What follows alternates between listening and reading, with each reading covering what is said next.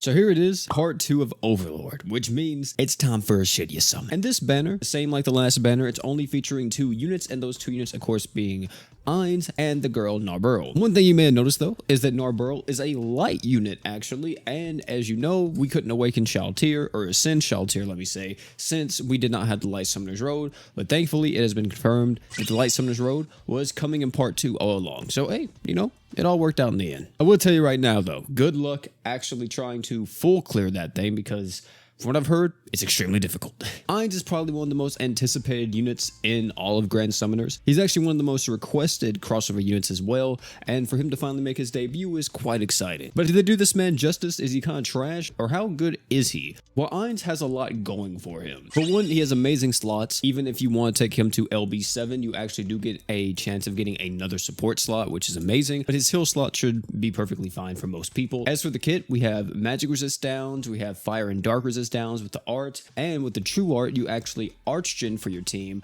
Specifically, you're increasing everybody's art gauge by 4, but if they're a demon ally, you increase their art gauge by 6 instead, and then for 25 seconds, you reduce the enemy's crit res by 100%. As for the super art, which is just kind of the cherry on top, this buffs up everybody's crit damage by 100%. However, if you're a dark unit, you get 200% instead. Now, you may have noticed there wasn't no archgen in his kit, you know, to help him kind of get started, but there actually is. He has a unique passive that does give him 5 arts per second when he's above 80% HP, and then as for the other 2 passives, we have magic res 20% and increase allies crit rate by 20%. The crit rate buff may seem a little weird, but I feel like this is kind of to counteract certain bosses' crit resist, so you can actually get over it even if the boss has like 150% crit res or whatever. So if you saw my video on the tier list talking about like all the characters, you know that I ranked Ainz pretty high, and I still stand by that. Ainz is one of the best archers in the game. He's pretty much, not exactly, but he kind of has the same archgen stuff going like Haruto, for an example. Haruto, of course, you know, has like the art gauge to everyone, but if you're a human, you get even more art gauge. And whenever I look at Ainz, it's like, well, if there's ever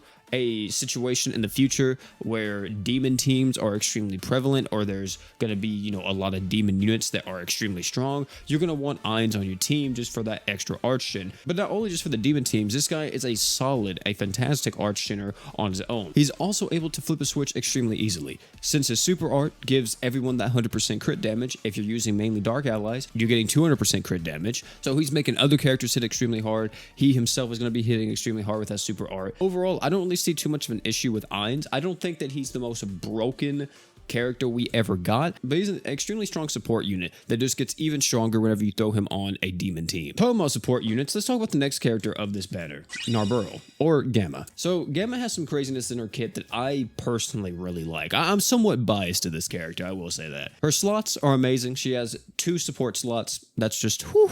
As for what she does, she's all about buffing up damage, giving yourself and your team art gauge, giving yourself and your team resistances, and also being able to reduce the enemy's magic resist. As you see, we have the skill that buffs up demon allies damage by 30%. Then you have the art that gives everyone 20 art gauge, but if you're a demon, you get 30. And then for 20 seconds, you increase everybody's magic res by 30%. With the true art, you're buffing up everybody's stats, and then you increase the leader unit's arch damage by 200% and damage res by 30%. We'll talk more about that in a second.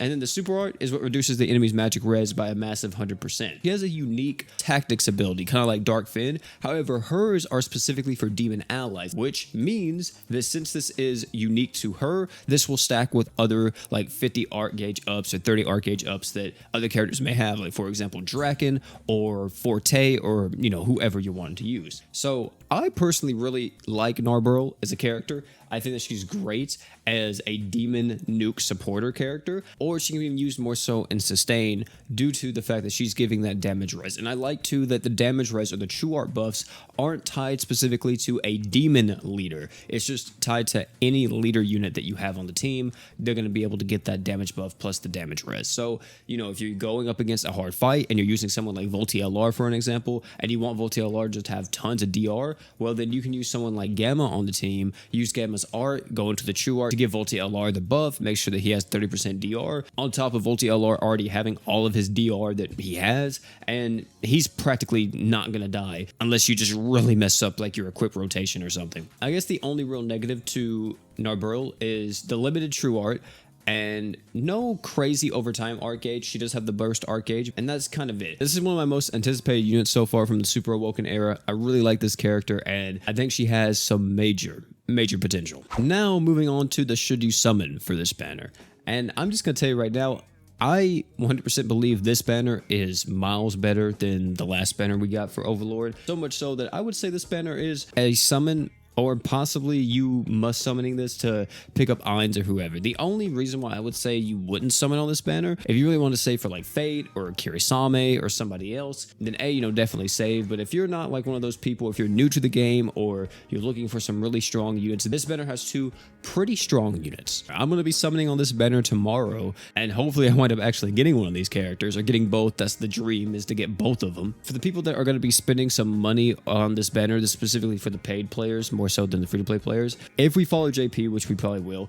there's going to be individual Overlord step-up banners that will come out for specific units. So for an example, let's say tomorrow you summon and you wind up not getting Ainz, but you get Gamma. Well, you can wait till, I don't know how long it'll take, maybe like another week or 2 weeks. There will be an individual step-up banner that comes out specifically for Ainz, and if you do that step-up banner at the end, you have a chance to actually obtain the one and only Ainz. And another thing too, because they did it with the first banner, they're going to do it with this banner. If you're a paid player, there will be half-off summons at some point for this banner as well. So, But as for everyone else, all my free-to-plays out there, I've been free-to-play for these last few weeks, but I probably won't be free-to-play tomorrow. I wish all you guys the best of luck. Hopefully, we all walk away with the boy Ainz, or whoever we're going to be summoning for. Maybe you're summoning for Gamma, maybe you're summoning for Ainz, who knows. Either way, hopefully, we walk away with these characters. But that's going to be it for this video, man. Thank you all again for coming out. It's been your boy P. Tell me down below, are you going to be summoning on Ainz and Gamma, or are you going to be waiting for Fate or Kirisame, Star God Lisa, or are you saving for someone else entirely that I not mentioned? Oh, and one more thing before you leave. Don't forget to drink water.